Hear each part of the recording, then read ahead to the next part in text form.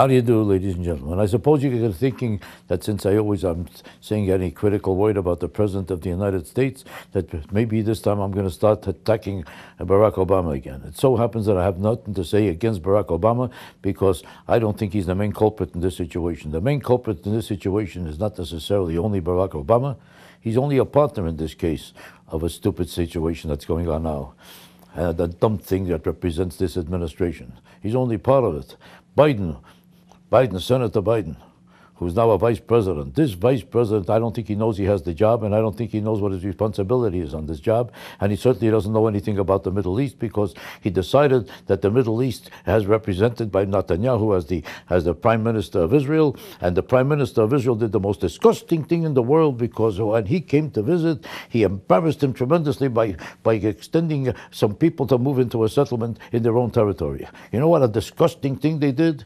Now, if this man is not deaf, dumb, and blind, and if he's a vice president of the United States with 30 years in the Senate, he should know which territory belongs to Israel. This is uncontested area of Israel. This is not even a question of whether it's within their territory or not.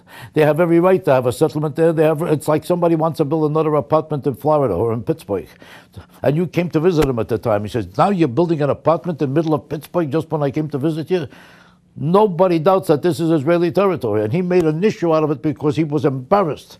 He should be embarrassed that he doesn't know what he's talking about. He's not embarrassed by that.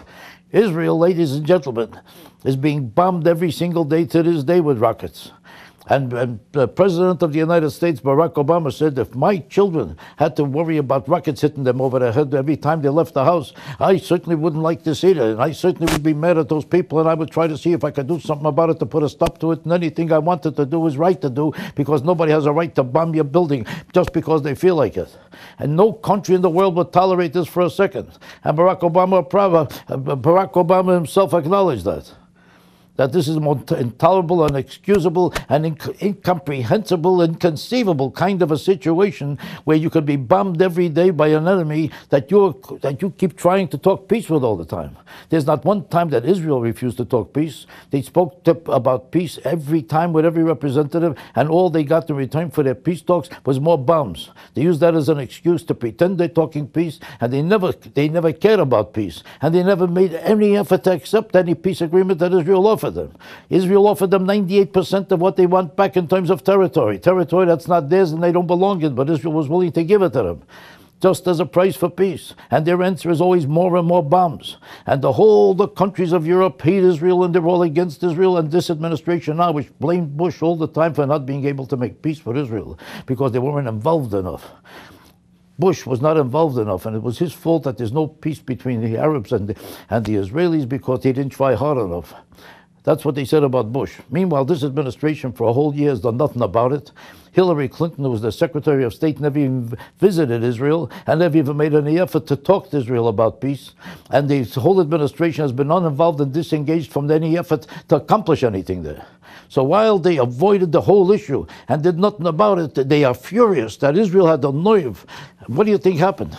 By having the nerve, by blaming Israel for this whole situation, when it's inexcusable to blame them and Israel did nothing wrong, and to attack them and abuse them the way the whole administration did, first Biden and then the Secretary of State and the President, they all went partners in blaming Israel about something that they did nothing wrong about.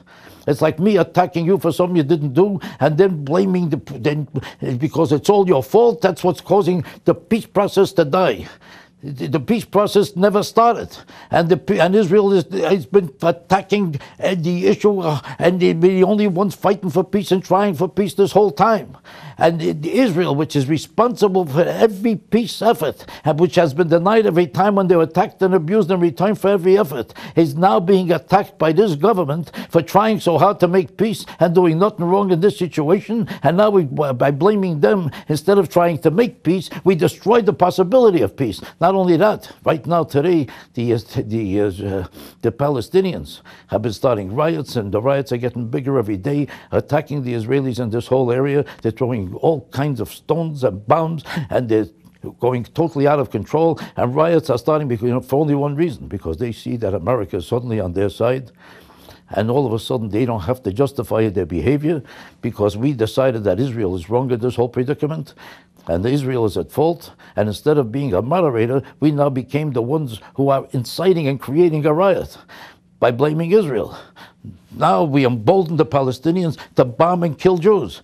And now instead of involving a peace process, we developed a hate process. And we are now involved in causing hate and criminality. And everybody who might get killed now because of these riots. And the deterioration of this whole effort, which is going to get worse and worse every day, will be strictly on the heads of the people of this government.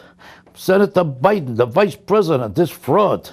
Secretary of State, this Yenta who made no effort to make peace, and the president who is disengaged and uninvolved in the whole process. It's going to be their fault that everything is going to deteriorate, while lives will be lost, everything will get worse, and if not for America, this never would have happened. And this is what we have instead of Bush, this great effort to make peace, to make death and destruction. That's all they're making.